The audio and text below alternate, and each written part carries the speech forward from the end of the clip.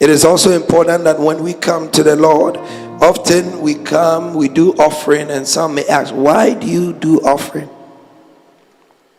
Why do you do offering? Long before I became born again by the grace of God, many of you know my story. If you don't know it, get any of my books, a brief bio is in there. Long before I became born again, I used to practice.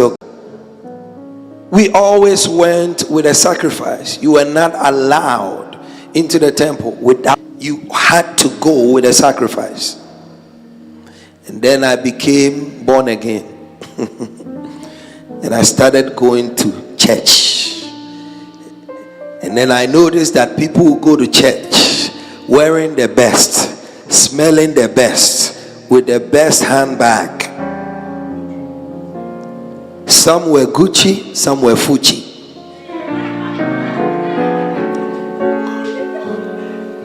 Some were Louis Vuitton, others were Louis Vuittons with an S. But you had to you needed a magnifying glass to tell the difference. But either way, I noticed that folk who go in there wearing the best, looking the best, and when it was offering time, they would either not move or right before offering, one finger, and out they go. And of course, there may have been some who really didn't have it.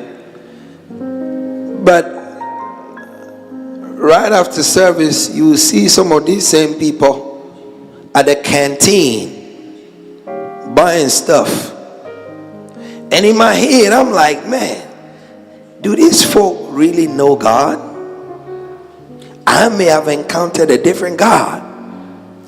I'm like, and this is the same man, the same woman who left church right before offering